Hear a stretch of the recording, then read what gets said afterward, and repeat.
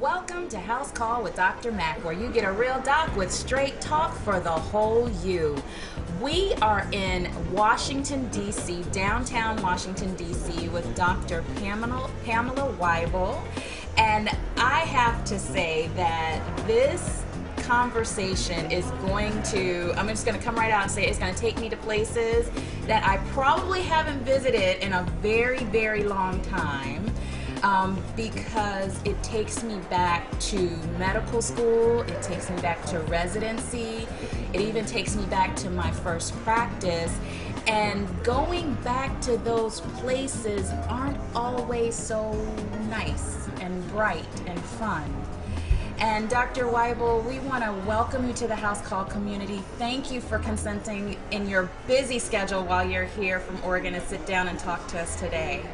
Thank you for having me. I love this topic. I love talking to doctors. I love helping patients understand why they're not getting the care they deserve, and it all tracks back to our training and the way we've been treated in our medical practices. So I just want to talk the truth. Yes. And I know you're somebody that's really into that as well. Absolutely. So. You know, we talk about connecting our health dots here in the House Call community. We want as a person allows us to come into their home or go with them on their walks or in their cars or taking care of their daily activities, and they're listening to us, and we're allowed to come and make a house call with them, that they're able to hear individuals' health stories, healthcare providers and other experts' perspectives on a topic, and they're able to connect their own health dots and begin to experience whole person care. And what I like to do is connect the dot of how a guest came to the community.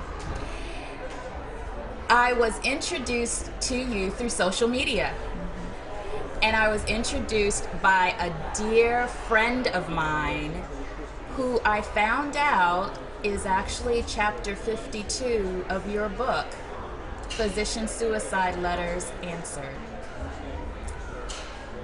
And as I followed you more and understood your passion and your platform, and I just happened to see that you were going to be in my backyard, I said, oh my goodness, I don't know, this is a shot in the dark, but I really would like to sit down with her. And that's how we're sitting down today. So we've given a little bit of what we're going to talk about today, but we're going to talk about a subject that is a big hush-hush in the medical community, in our everyday communities, and we're going to talk about death by suicide. And we're going to talk about physicians' death by suicide. And can you tell me, how did you become passionate about this subject matter? How did you even become passionate about physician death by suicide? Well, it all started on October 28th. It was 2012, and I was sitting in the memorial service for the third physician that we lost in my small town in just over a year. And I was sitting right behind his young children in the front row. He's a pediatrician, shot himself in the head in a public park in the middle of the day in my town, top-rated doctor, and I'm sitting behind his children, listening to everyone kind of whispering why and mourning, and the whole communities come together to try to, celebrate this man's life and our loss. And I just kept hearing why being whispered in the bathrooms and as people were checking in and signing the little book. Right. And so I just kept, of course, I walked in with the why question too, but to hear all the kind of whispering, why around me, I just started to get really deeply involved with that question. During that whole time sitting there, I was thinking why, and then I started counting on my hand the number of suspicious deaths that I knew of young doctors, and I had filled up all 5 fingers on each hand, and so then I thought, oh, the why for this is way bigger than this one man's death. I think we have a cover-up going on here. Wow. I think this requires a huge investigation. Yeah. And I don't think these people in this room have any clue as to what's really going on here. And so it just blew me away. And the other interesting thing is that just 2 days before I had published my first book called Pet Goats and Pap Smears, which is just kind of like a chicken soup for the soul book for doctors, and all just fun stories of healing with my patients and on my house calls and all the fun things I do with people, giving them balloons and kissing people and bringing them soup to their house and all the crazy things I like to do, kind of like they call me the female version of Patch Adams. Only it's a business model that you can really make money at, and it really is replicable, and I think most people could get into having a doctor like me, right?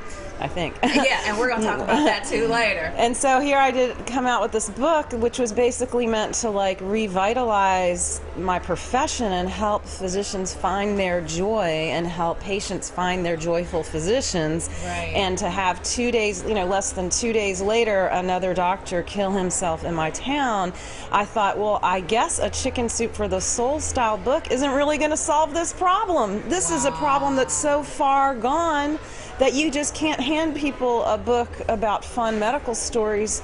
We have, as a group, we have PTSD, we have depression, and a lot of us are walking around trying to plot our suicides during our workday at our clinics and hospitals. That is the truth. That is the truth. I took your book and devoured it in about 3 hours, and I just kept turning the pages, and there's one story in there about an anesthesiologist. And the reason that this came to mind is you're talking about how we're planning our suicides as we're going through our workday. He was in a surgery and had just helped, perform surgery, was the anesthesiologist, and then went and hung himself. And people are wondering, well, what happened? And you made such a point in that story, and you said, physicians are high-functioning people, and we are functioning until our last breath. Right. We are doing complex surgeries, brain surgeries, orthopedic surgeries, and 2 hours later in the back room shooting ourselves in the heads. So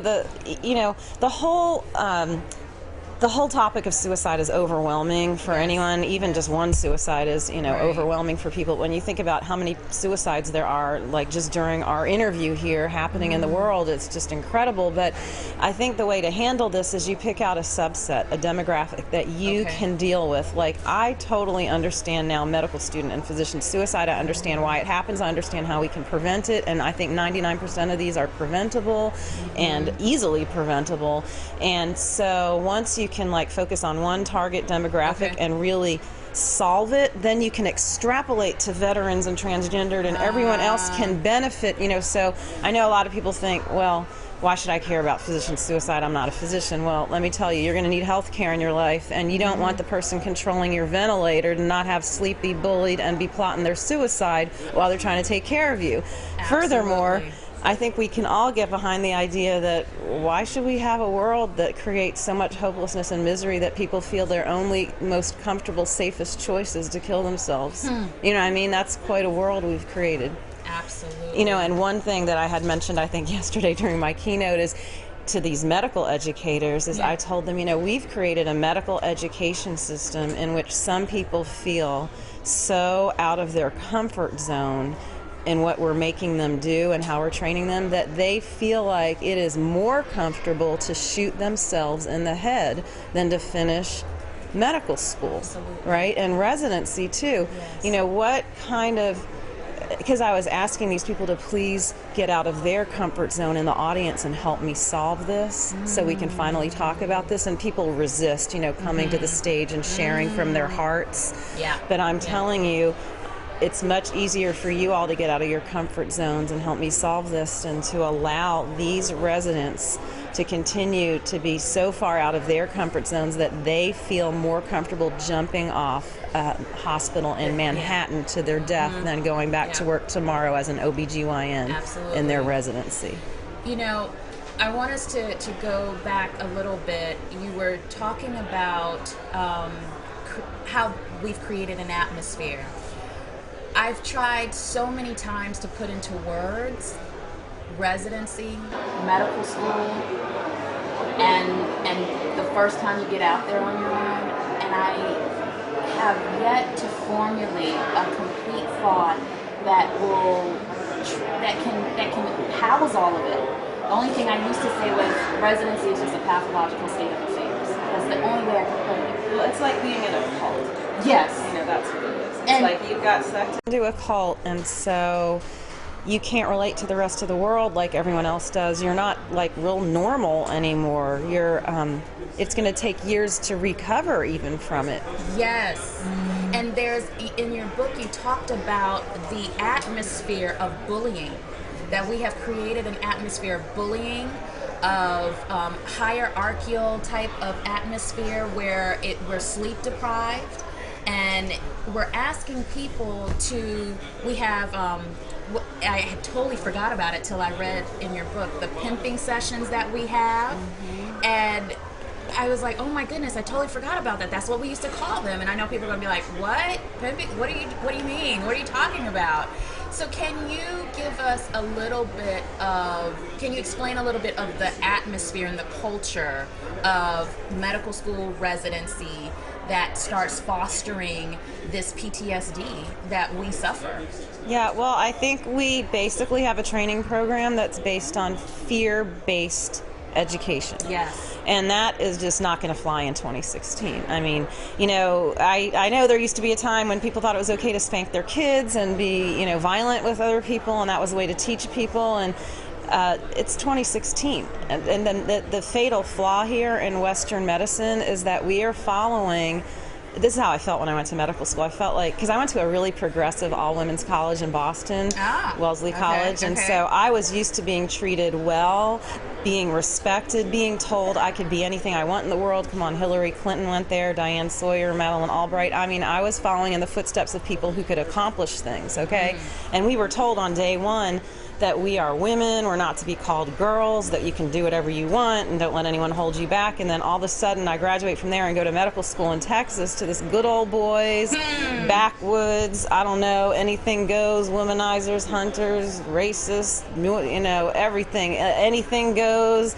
Craziness, you know what I mean? I felt like I had gone back 300 years into the past, and I had, because medical schools are training us based on a 17th century philosophy of reductionist medicine, which basically just sees us all as a bunch of really interesting organs in a sack of skin. Yes. I mean, that's how they train us to look at people. Yes. And so if you just start feeling like you're, kind of a machine. It's a 17th century philosophy that we don't have hearts, souls, feelings. That's how they were able to do vivisection, take live animals, carve on them, and and they thought that was okay because they don't have feelings, because we're just like really interesting machines, and it's all about understanding how the machinery works. How it works. And so we've gotten so micro. One of the things I said yesterday, because my talk was called Humanizing Medical Education, How to Grow a Happy Doctor, is I said, isn't it fascinating that we know how to do a lung transplant? We've mapped out the human genome. We can grow human organs in a laboratory, but we don't know how to grow a happy doctor. Isn't that amazing? Wow, it's like that Martin Luther King quote that's, what is it? Something about, how does it go? That we're going to be that we're going to have guided missiles and misguided men, that our spirituality is going to basically atrophy, and we're going to have all the materialism, but, none of the meaning. Yes. And so that's what we have here, and it's all because we have a fatally flawed Western medical education system that somebody needs to call out, so I guess it'll be me, that we're still in 2016 teaching medical school as if we're in the 1647. 1647. Mercy. What was life like for people in 1647? Is that kind of how we want to be dealing with people now? No. So that's one problem. But then if you mix that with capitalism gone mad, and patriarchy that's trying to keep holding on to itself, when it's like, I think it's time to respect, women, minorities, we're really the majority, it's time to respect people and our hearts and souls, and we all have souls, and we're just spiritual beings having a finite human experience. Like, they need to get that in medical training, because it doesn't matter if you can map the human genome if you don't have humanity. Like, actually, it's pretty dangerous for people to have all this technology without any heart and soul. That's what, look at, Hitler. You can have a lot of really interesting ideas for what you want to do with the human genome, and if you don't have heart and soul, you're going to create major havoc. My goodness. and that's what we have. Now, you have started championing this message. I mean, this is your passion. You are out there in the forefront. You have said some pretty you've given some pretty shocking statistics when it comes to death by suicide for physicians and medical students. Can you give us some of those statistics that you printed in your book about how many physicians we lose in a year and how many millions of Americans will lose their doctor? Well, for your listeners who haven't gone to medical school, let me just tell you, over 1 million Americans will lose their physicians to suicide this year, and again next year, and again next year, and if we don't do something, the next year too. So we've got to do something, because we can't have all these patients calling for appointments and their doctors and at the clinic, and they can't figure out why, because they don't even tell them. They just assume they moved, but really they might have just jumped off a building last weekend. So this is just like completely hidden, covered up. These people who've seen their doctors for 20 years, they've saved their lives. You know, they can never find out what happened to them, and all they know is they have to pick a new doctor. So that's totally unfair for multiple people here, but just for your listeners who are patients, I want to fill them in on what this means for you, right? Now, what it means for physicians is that we lose over 400 physicians per year to suicide, which is the equivalent of entire medical school of medical students just disappearing every year, and we already have a physician shortage. So how can we allow that to happen?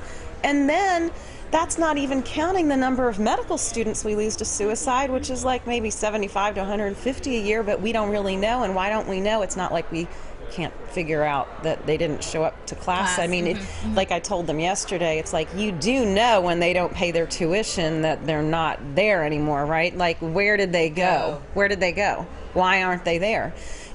They're not migrant farm workers. They all have Social Security numbers. We should be able to track these people. Look, you track every move they make while they're alive. You track every grade point that they aren't up into the zone that you want them in. You track their step 1 and step 2 scores till you drive them literally nuts, making them want to jump off a building. But the minute they jump, it's like they never existed. Okay, same thing with physicians now. Some of these big box assembly line medical clinics are putting like ankle monitors on the doctors to time them how much time they're in the room. They're scrutinizing every move they make.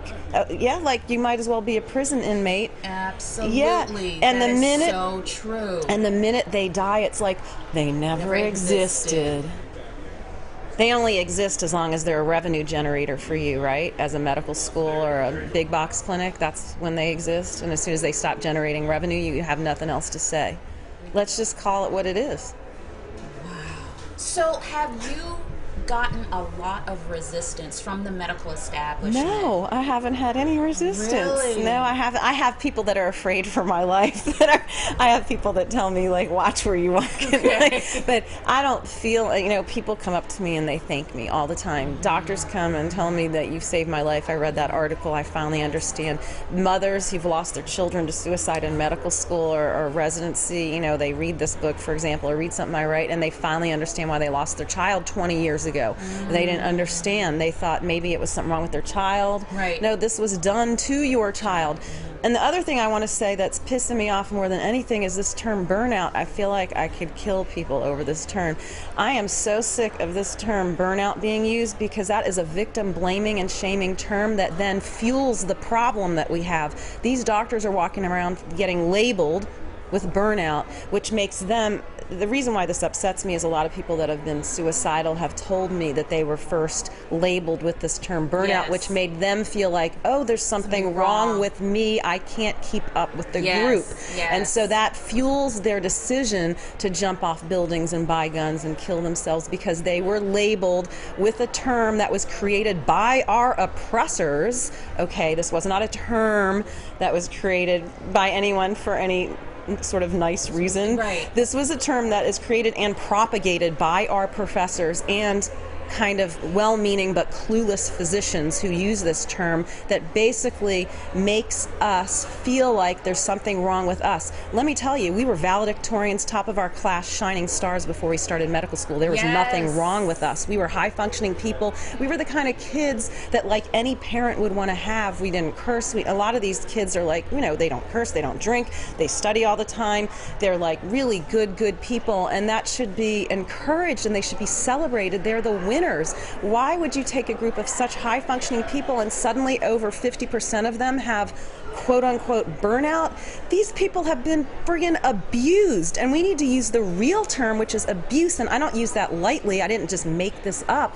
Read the United Nations Declaration of Human Rights, and you can point out multiple articles in there that are broken in our American hospitals and clinics every day on their own employees. And how does this fare for patients? Not very good, because the doctors who are taking care of you have been abused to the point of plotting their own suicides during their work hours. Yes. I mean, this is serious. This is why people aren't getting the care they deserve in this country and elsewhere. Exactly. I was reading your book and you're like, these letters are not just from the United States. They're from South Africa. They're from India. They're from all over the world, because this is something that's being propagated in the medical profession across the board. Yeah, we have exported our 17th century supposed modern medical system to the rest of the world.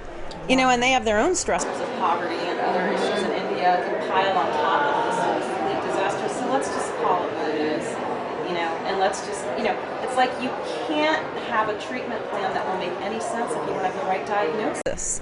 What is the right diagnosis? Well, it's not burnout. No. Okay? It is not burnout. In fact, these people have been snuffed out. Okay? It's not burnout. These people their souls have been methodically removed from their bodies by a medical education system based on a 1647 philosophy of reductionism, which is a dehumanizing philosophy that literally believes we have no souls in our bodies. And when you look at doctors, like, nobody's home. Their soul has left their body. Yes. Which is why they're a tough crowd to talk to and get animated, because they're not home. They're not there. They're not home. So can you tell us why you came to D.C.? They invited me here. Can you believe that? I love it. What organization? The AACOM. It's American Association of Colleges of Osteopathic Medicine. I hope I got that right. I may have gotten one of the AAs wrong, but they're basically an organization that represents the 44 medical school campuses across the country that train over 26,000 of our medical students every year in the United States. And I have to say, osteopathic medical schools are, at least on their websites, and their mission is to be holistic. Yes. Mind, body, spirit integration, which is the opposite of reductionism, which is mind, body, spirit disintegration, okay? And that's the basis of allopathic medicine, which is the MD programs, right? So osteopaths are already kind of like the shining stars in the solution to what's gone wrong here.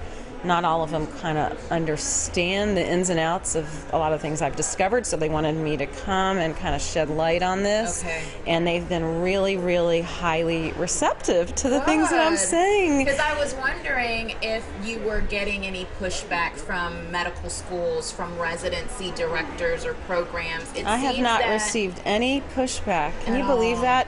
I mean, the thing is, and I'm a strong person, obviously, and I've got thick skin, and you can't really offend me that easily. And even if you don't like me, it's okay. I'm going to keep moving 100 miles an hour right past you. So join me.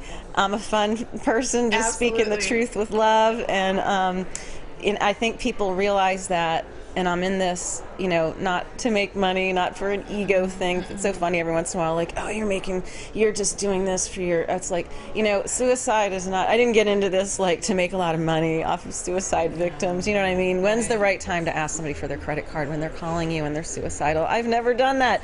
I'm not, it's so funny because some physicians will be like, oh, wow, this is a really great revenue stream. It's like, really? When it's like incredible. So as far as pushback, I would say it's funny because my dad asked me once, he thought I was getting a lot of hate mail, and it's like, really, I haven't had any hate mail.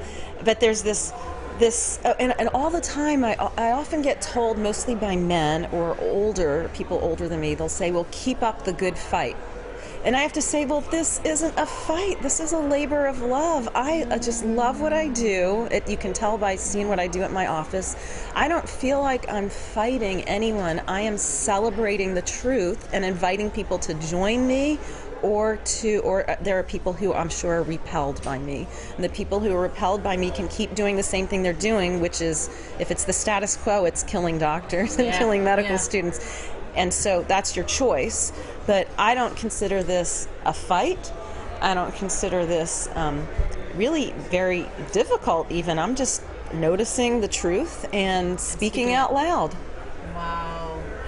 Can you tell us what is Ideal Medical Clinics? Am I saying that correctly? Ideal Medical Clinics or Ideal Medical Care. It's essentially, what happened is I was very frustrated working in an assembly line big box clinic, and I actually became suicidal myself after 6 jobs in 10 years, because I'm not, if you can imagine, I'm probably not a good employee. If I don't like the way your rules are set up, like, I'm probably going to bring it to your attention, and you might want to probably fire me, maybe. Okay. Even though I'm a real agreeable, pleasant person, I will point out what's not working. So anyway, and I won't stay in a place that continues to do things that make no sense. And so I decided, I basically couldn't figure out how I was going to work in alignment with the values that I had written on my personal statement when I started medical school. I wanted to be a real healer, do house calls, have 30 to 60 minute visits, really hang out with people and help them. And that wasn't part of my job description at all these big box clinics. They just wanted you in there 7 minutes in and out, code it, upcode it, lie on the medical record, do whatever you have to do so we can get more money. We just need a warm body in the room, and we don't really care about patient outcomes. I mean, we'll say it if we have to get our JCHO, whatever accreditation, but we don't, as long as we don't get sued and we get the money, we just want you on a treadmill, and we'll control the volume and the pace, and you just keep walking, right? So anyway, we've been in paper chains for a long time in the dungeon, and doctors don't understand they can just crawl right out at any time, and you're your employer's only competitor. Isn't that cool? Just go across the street and open your own clinic. And that's what I did. Is I had this idea that I didn't have to be in chains in an organization that I had no respect for. So I left, but I did get into the state of feeling really depressed, because I felt like, is there any way to be a doctor the way I really want to be in this country? I felt like it just wasn't possible in the United States to be a real healer. And I looked around and I noticed, patients weren't happy and doctors aren't happy, and I got this amazing idea. Why don't I just put the end user in charge? I'm exhausted, I'm suicidal right now. I don't think I can figure out how to run a clinic, because I feel like I'm ready to kill myself. But why don't I ask my patients and my community to design their ideal clinic, and I'll work for them. Y'all write my job description, I'll do whatever you want. And that's what I did. I did 9 town hall meetings in 6 weeks. I literally, for 6 weeks, I did not move, and I was in a self-induced coma in bed because I was really depressed, which my sister-in-law, who's an orthopedic surgeon at the time, I'm married to her brother anymore, but she told me, depressed just means you need a deep rest. And that's what it felt like. I did need a deep rest, and I literally didn't get out of bed for 6 weeks except to go to the bathroom and let my dog out, and the backyard was just full of crap by the time I finally... Anyway, but the point is, I had this dream, an epiphany, a message from God almost. It wasn't really a dream, but I wasn't really awake. I can't even really still explain this. It's never happened to me at any other time in my life, where I felt like this pull to, I saw all these people coming together and designing their ideal clinics and hospitals, and people just as a grassroots sort of thing, brick by brick, police officers holding hands with nurses and doctors and patients, and all kind of doing it together. It was this beautiful vision that I had, and I jumped out of bed, called the newspaper, and told them I'm going to open a clinic designed completely by the patients in our community. And I was just literally on a roll for years after that. That's all I was doing. And I had those town hall meetings. So that was December 7th, 2004 when I had that vision. In January through March of the next year, I had 9 town hall meetings, collected 100 pages of written testimony, which I have with me, actually. I bring it often with me everywhere. And, there was a little noise. I hope I didn't do anything wrong. Okay, so I've got 100 pages of written testimony here of what my people in my town want for ideal health care. And I read it all. I pretty much told them I would do whatever they wanted as long as it was basically legal. You know, and I said, just write your wildest ideas and most crazy things that you want to do at the doctor's office. And they wrote it all down, and I read it, and I could do 90% of what they wrote, and we were open 1 month later without any external funding. Isn't that amazing? That is awesome. That's what I'm saying. That is awesome. And you are able to duplicate this for other physicians that want to do this. Yeah, I basically help them understand that their patients are their greatest allies. And when we work together, we can create so much more beauty and healing than we ever could by ourselves. And you certainly don't want to work for an organization that's out of alignment with your basic values. So let's just do this together. So what ideal medical care is ideally, it is care that is designed by the end user, where the patient, and I even told these medical school administrators yesterday, the ideal medical school would be designed by medical students. They are high functioning, high achieving. They don't want to sit and just, jack off all day, They literally want to learn how to do neurosurgery. They want to they want to learn anatomy. They want to learn medicine. They're not like slackers, okay? No. So stop treating them like babies. Let's stop treating patients like juveniles and have them so dependent on us and annoying, you know what I mean? Treat them like adults. Let's start treating patients, as long as you're not a pediatrician, right? Yeah. And medical students like adults. Respect them and put them in charge of their own destiny and their own medical education system and creating their own clinics and creating their own hospitals. I love this. That's ideal medical care. I love it. And it works. It's not just like a little pipe dream. I'm sitting here in the hills of Oregon smoking pot, just dreaming. I am serious. I invited people to do this. It was no effort on my part. I just read what they wanted and did what the people said.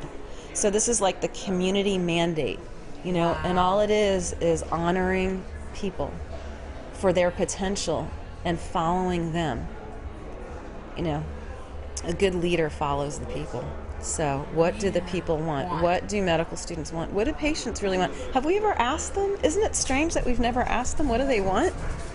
We just hold all these people hostage to a 17th century philosophy of you're just an interesting bunch of organs in a bag of skin. You and figure out all the little pieces. Yeah, and that's how people feel. They feel like they're trapped on an assembly line. They feel like they're treated like a machine. Another thing I want to tell you that I went to the medical library. I'm one of those people who stays up late at night and likes to read books and go to the medical library. Like when I was on call, I would go to the medical library at my hospital, be the only one in there at midnight just reading all the books and finding all sorts of interesting stuff. I found a whole row of books on Toyota manufacturing. What is that doing in my hospital, in my town? Well, I open up these books and it talks about lean, something business. Basically, what I got from that is they are designing hospitals based on Toyota lean manufacturing principles. So it's not just that it's a 17th century philosophy that we're following that's so antiquated. We are also using out of control modern capitalism and applying Toyota manufacturing techniques to human services, which makes no sense. That's why people feel like crap after they go to a doctor, because they've just been treated like they're a Toyota. And a machine who has really interesting defective organs. See what I'm saying? Pamela, I could sit here and talk to you all day because I am so relating to every single thing you are saying. And it's helping me because now I know I wasn't crazy. Mm-hmm. What I was feeling was real. Normal. And what I experienced was real. It wasn't something that was made up in my head. Mm-hmm. And now I have somebody else to help corroborate that story so that others can understand what this side goes through. Right. And the thing is, it's like we're just having the normal reaction that anyone would have to a sick system. Yes. Patients, if you're not feeling well after your appointment, you're having a normal reaction to a sick medical system. Medical students, if you're not feeling well in medical school, you are having the normal reaction to a sick medical education system. Physicians are having the normal reaction to a sick job that they've been stuck in, that they can get out at any moment, including today. So quit. Absolutely, absolutely. Because it's not going to change without physicians standing up. See what I'm saying? Yes. Patients literally are held hostage by the fact that their physicians don't have enough courage to leave their jobs that are not working out for them, right? And so basically what's going to lead this revolution and humanization of medical care and medical practice is that physicians need to en masse boycott these sick medical systems and be true healers. That's what you wanted to be when you signed up for medical school. You cannot be a victim and a healer at the same time. Choose one. Wow. I'm looking at our time, and we've got to wrap this up and round the corner. Really? Yeah, I know. We can't just do a second segment and then you can put two out? We sure can. It's fine. Yeah. Okay. Yeah. Wow. Yes. So we're going to conclude this segment right here, but we're going to continue talking, and we're going to put out the second episode. And I thank you for giving us more of your time. I want to talk about. So should I give a pause here, maybe? Okay. I'll just give a pause. Okay. Well, thank you for having me, and I'm glad to come back. Oh, say it again. Thank you for having me, and I'm glad to come back for another episode. Okay, we are back with Dr. Wible here in DC. She has consented to give us more of her time. I'm so excited about this. I wanted to talk to you about your TED Med talk. How did you arrive on the TED Med stage? Well, apparently they had 10,000 nominations to do a TED Med talk. It's a real honor to be asked to deliver one. They picked 50 people, and they had me on opening night. How I arrived is that it was like an internal nomination. They were reading some of the things I was producing, the blogs on physician suicide. Okay. And here, I'll give you a I moment. might need to get a cough drop. Yes, we'll get a moment. Let's take a moment. Okay. Okay, we are back with Dr. Pamela Wible here in Washington, D.C., and we've been talking about the subject of death by suicide with physicians and medical students. And at this point, we were talking about how you arrived at the TED Med stage. And I know people are probably familiar with TED Talks. They are talks about technology, innovation, and design. And so this was TED Med, though. And this is the first time I was even introduced to TED Med. I didn't know there was a separate type of, under the big umbrella of TED Talks. And you were able to be on the TED stage, and you were telling us a little bit about that. And your talk was about your passion, the subject matter that you champion, which is physician suicide. That TED Talk can be found on YouTube, online, can it not? Yeah, and they have the TED Med site. You just have to Google why doctors kill themselves, and you'll find it there. Yeah. You'll find it on YouTube. TED Med, yeah. And the letter that you have on the cover of your book, you integrated that story in your TED Med talk. Could you give us a little bit about that story? Yeah, so that was about a physician, Greg Madej, who was this amazing nocturnist, which is a hospitalist that works night shifts at the hospital, admitting he admitted the most number of patients ever at Barnes Jewish Hospital in St. Louis.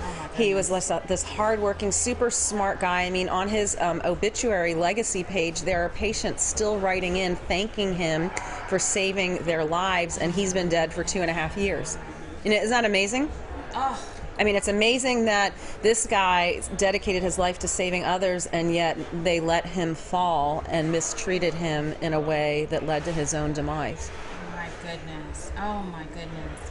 And we wanted to start talking about how can the community get involved, or how can people help. And I saw in there was a story, a mother, you were talking to a mother wrote to you, and she started talking about House Bill 867. Can you tell us about House Bill 867? It's a bill in Missouri in the state legislature that basically is going to start screening for depression at all the 6 Missouri medical schools, and making that data transparent and accessible to the public, because parents have no idea when they send their children to medical school that they're sending them into harm's way, that they have an increased rate of suicide, depression, and other mental health issues. And you would certainly interact with them differently during their training and check in on them more, and send them care packages. And it's your right to know if you're walking into harm's way, and this data needs to be informed consent. The public needs to know.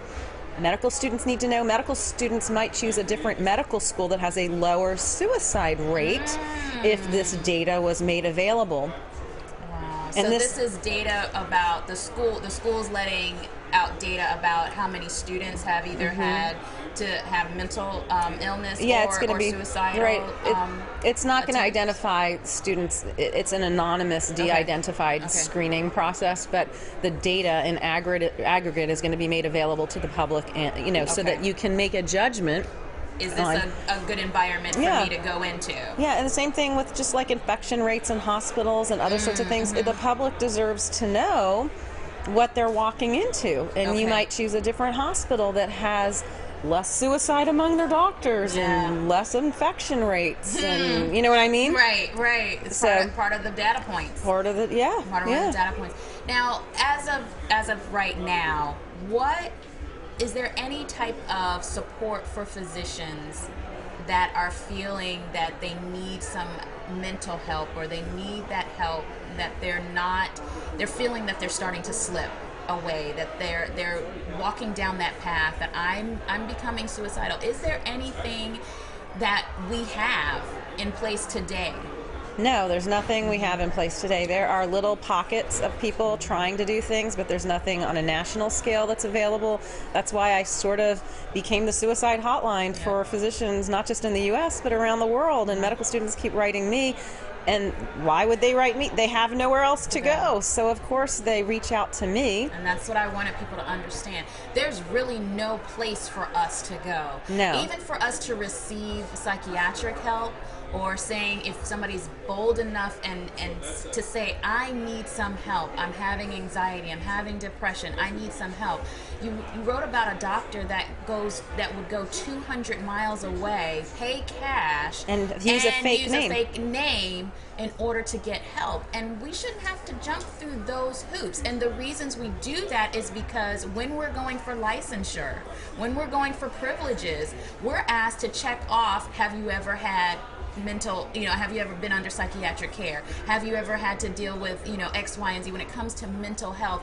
And if we check yes, what happens? You have to go in front of the state board, explain yourself. Usually there's a whole blank page at the end that you need to fill out explaining exactly what happened. And it's really none of their business in a way that you had a divorce and had to go to marriage counseling, but they want to know, they want to dig up everything that you've ever done that had to deal with your mental health care, and you have to defend yourself in front of a group of people that you don't know that are at your hospital or the state medical board.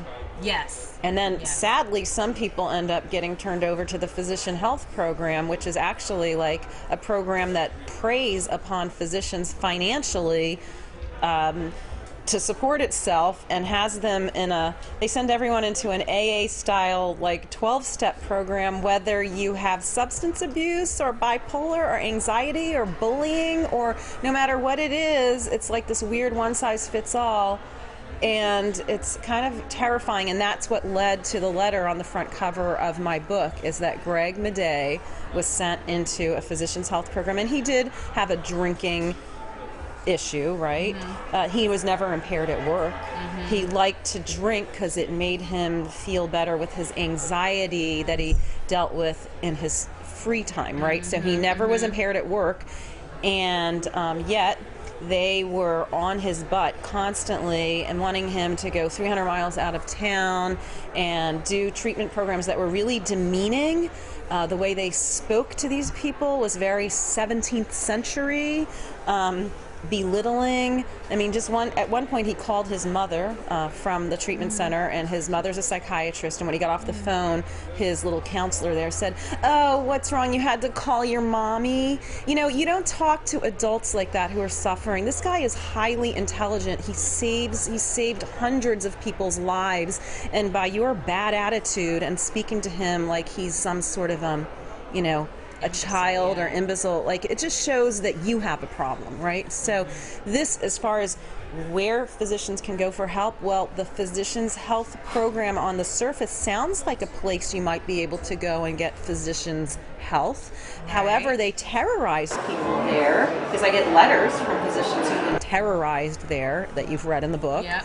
And, you know, I'm sure some people have been helped, you know, by certain programs, especially if they have, you know, if they believe in the AA style treatment and they actually have, you know, alcoholism or something like that. But for the majority of people, I'm not sure that this is a helpful situation. So yeah, that's where we're at. We're in the dark ages. We're back in the 17th century, but we're at the Renaissance Hotel, so Yay!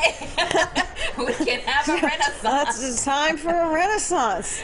You know, death by suicide is not just an event that happens to the individual.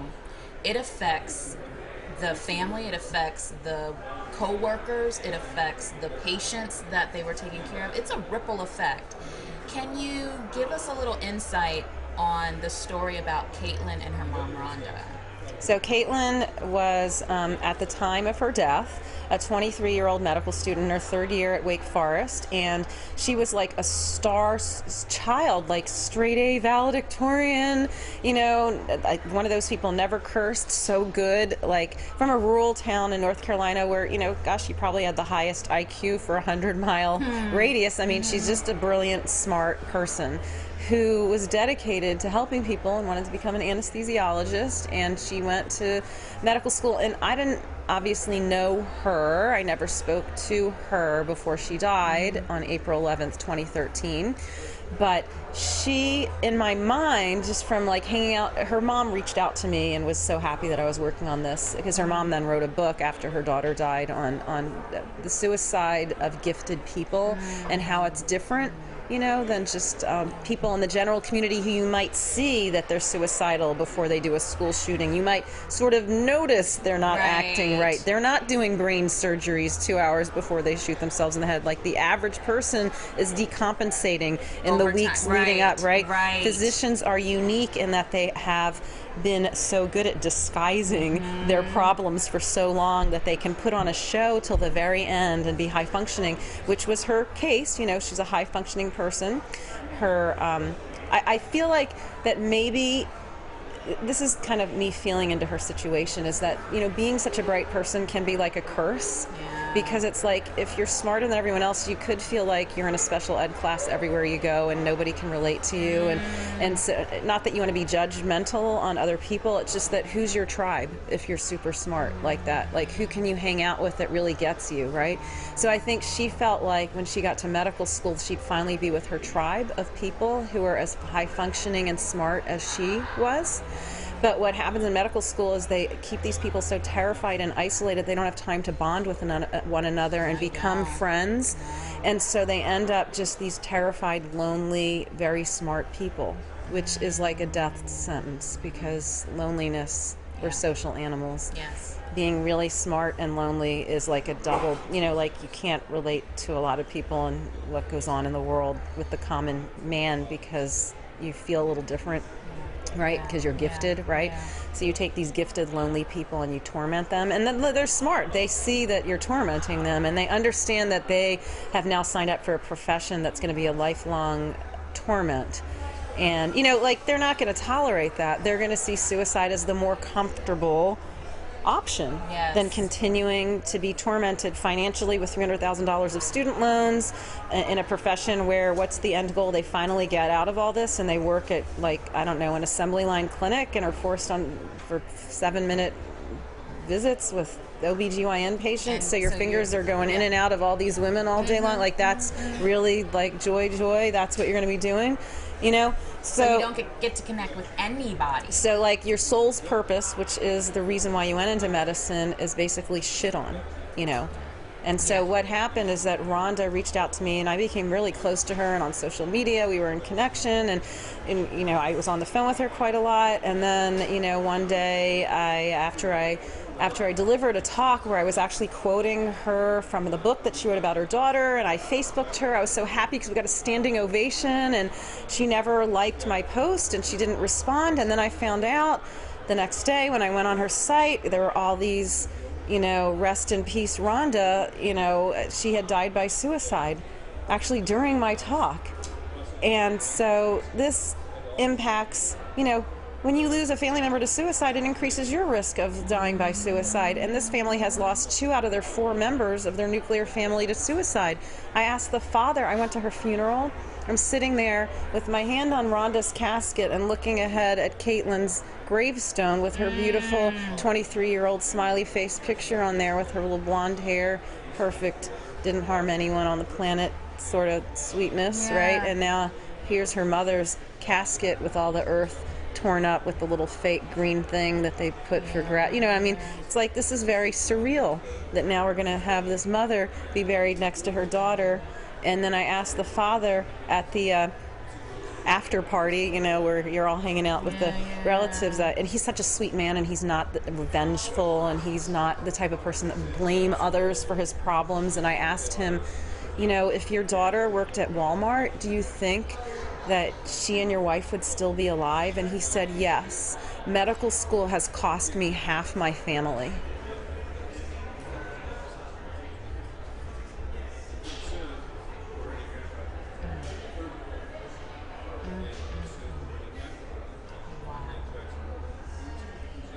This has so many layers. This is so many layers. It's such a ripple effect. And you're doing so much to help bring awareness to this and bring it to light. You're also not just bringing it to light and you've developed these ideal medical clinics, but you're also reaching out to medical students and physicians through a retreat. Can you tell us about that? Oh yeah, well, I actually just started, I mean, that's actually what happened to me. Is this is very funny. I've been to a lot of therapists in my life, and I was seeing this one therapist years ago, and I wanted to make a follow-up appointment with her, and she said she couldn't see me the next week, and I was like, why?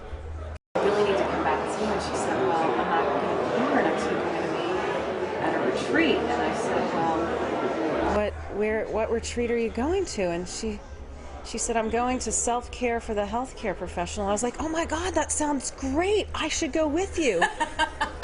And she's like, oh my God, like, I think she just wanted to get, you know, like, I'm kind of a high needs client at the time. Like, you know, I needed a lot of help. When I was messed up in medicine, I needed a lot of help, right? Anyway, she called the retreat leader and asked her, she said, well, you know, do you still have space? And the retreat leader, who's now my friend, said she could tell by Jeannie's voice that she wanted her to say, no, I don't have space. Right. But she said, oh, sure, bring her on. So anyway, then, you know, she got off the phone. She's like, here's this woman who's my therapist who basically was trying to just like leave for a week and go teach a retreat, and now suddenly I'm going with her, you know. Instead of just making a follow-up appointment, I'm following her into the woods for 4 days on a retreat. And at that time, I have to say, I didn't own a car, you know, because I was doing house calls on my bike, and I was just living the small town cutesy lifestyle that you can live when you're not in Washington, D.C. So the next question from my mouth is, can I get a ride with you? So here's a woman that just didn't want to see me next week, and now she's going on a trip with me, driving me 2 hours and a half each way in her car, and spending 4 days with me. So I ended up in the woods at this retreat, and it was really interesting because it was mostly massage therapists, and I think there was a nurse practitioner there, and they were just really loving, and it was just a very I'd never been in a situation with other people in medicine or healing arts where I felt like loved and embraced. So it was just really interesting to have that feeling. And I think that had a lot to do with me after, it was like 6 weeks or so after the retreat when I had my vision of the community coming together and supporting you, because I think that was my first time at that retreat that I felt supported by my peers. And I know they're not medical doctors, but they were massage therapists and other people in the healing arts. Yes. And it was my first actual on-earth experience of being with other people in my field and feeling nurtured and loved by them and supported. And so that's what gave me this idea that people actually, a community could support you and help you heal. So we should put the community in charge, and it kind of led to a lot of epiphanies that I had. And so then when I finally was able to find my joy and my healing, I wanted to give back, of course, to physicians who certainly need a retreat experience like this. So I went right back to Brighton Bush Hot Springs, which is where that retreat was located. And I started running retreats there for physicians. And I've been doing it. This is my 11th one coming up next month. Wow. And it's great. We have, anywhere from like 20 to 50 doctors there, and they hang out in the hot springs, which is clothing optional. So our first night, everyone disrobes, and we all sit together naked in the hot springs. And that's what doctors really need to do. They need to get real with each other and don't act like you can't see a naked human body. That's what you do all day long. So stop acting like you're like, I've never seen nothing like that, and so I went with my college roommate there once, by the way. It was so funny and we were getting out of the hot springs, and she was really like freaked out because she started whispering to me because she was seeing, there was a 70-year-old guy that was like naked in there with us. And, I've seen naked 70-year-old guys, haven't you? Like being a physician, the average person hasn't. She was freaking out. She's looking at how things are hanging and things, and she was freaking out. She's like, and I was like, that's how 70-year-old men look. And so all I'm trying to say is, like, doctors need to stop being so uptight. They already know how everything looks, so just take your clothes off and get and sit in this thing. It's full of lithium. It's going to help you. This water is therapeutic. And so it's really funny to see their little white coats hanging on the branches of the fir trees and all these doctors sitting there. And we do it at night, the first night. And it's not, they don't have to, but I highly recommend it because it's therapeutic. Just to sit in the water, it's therapeutic to sit with your peers who you've like shielded, built up protections to be in such a competitive medical school environment. And what we're trying to do is have you like be for real, like at least this next 4 days where you're off the grid, no cell service, no internet, like you literally are not on call for anyone except your own body for the next 4 days. And we want you to be for real. And it's like, I think everyone needs something like this every year, but doctors need it more than anyone. And so what happens there is we do educational sessions. Doctors who've previously graduated from the retreat lead sessions on how they went from like despair to bliss and how they're running their practices. So basically, again, people who have healed themselves are teaching each other how to heal. So it's not like they're coming just to hear me talk. I can certainly talk, but I just love bringing communities together. It's the healers teaching each other how to healing the healers, healing the healers. Nice. That is nice. So it's great. Wow. I have thoroughly enjoyed my time sitting here with you and going through the book that you've allowed me to look through. I've just started looking at the front of the page where you were talking about you're asking the end user, how do you want things set up? One thing that jumped out at me, you were asked a medical student. You said, how do you what are 3 things that you would like to tell your dean that you're afraid to say that I'll say for you? And one of them is that Sam said that medical school was the worst thing I could have done for my mind, body, and soul. Yep. He said that medical school is the single most unhealthy thing I have ever done for my body, mind, and spirit. Is the first thing he wanted me to say. The second thing is oh my God, I need glasses. I was on 0 psychiatric medications, and now I am on more than 1, and it's just my second year of medical school.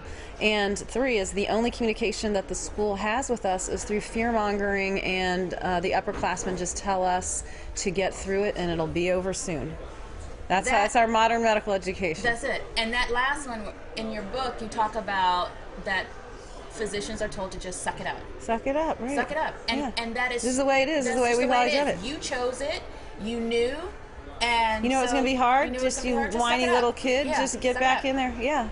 You know, I remember being on call around the Christmas holiday season because we really technically didn't have the time off. So the residents got together to see how we could help each other have a week off. So you take Christmas and I'll take the week of New Year's, or however we work it. But what's happening is you're on call every other night. So there's half of us that are there that's running a full service, and the other half comes back.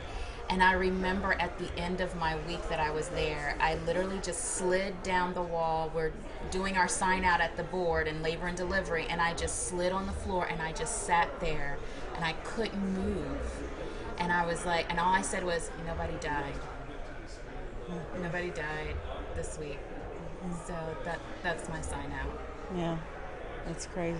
And it's one of those things where people look at you and they're just like, well, you knew it was going to be hard. You knew you weren't going to get sleep, and you chose OB. So you knew the babies were going to come at any time.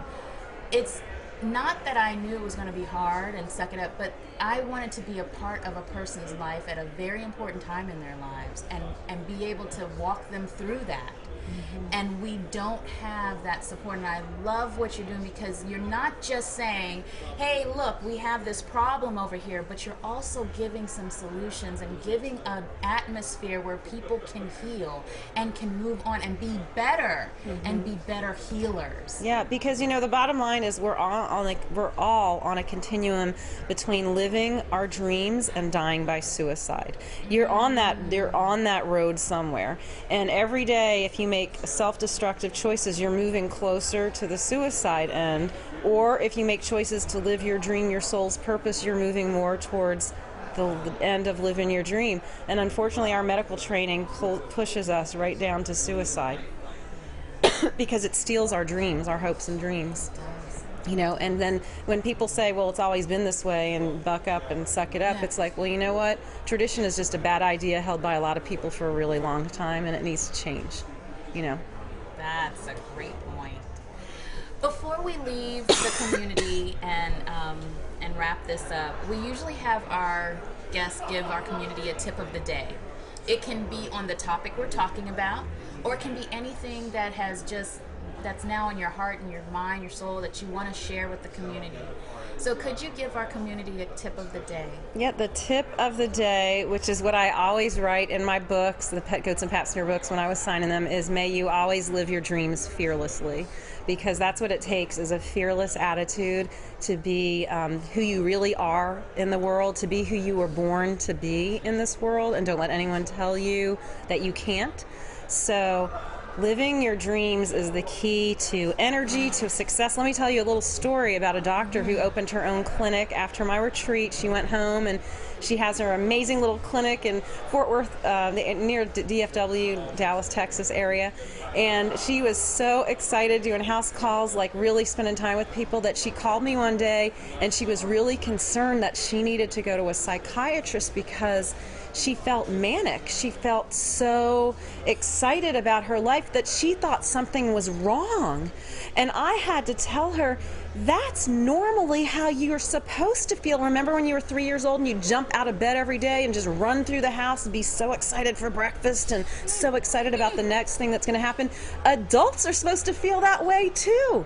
But we have given it up because we got indoctrinated and socialized into all sorts of systems about how you're supposed to dress and act and feel as an adult. And that's not the case. Like, if you live your soul's purpose, if you are a doctor in a clinic that you love and you love your patients, you literally will jump out of bed at 3 a.m, can't wait to get there. And and everyone should be able to feel that joy for today and for the rest of their lives. And nobody can give you the instruction sheet on how to do that. It's all about going back inside yourself and getting to know your soul and your heart and really figuring out why you were born and why you're here, and then fearlessly living in alignment with your soul. So that's my tip of the day. Love it. I love it. And with that, We'll see you guys here next time in the community. Bye now.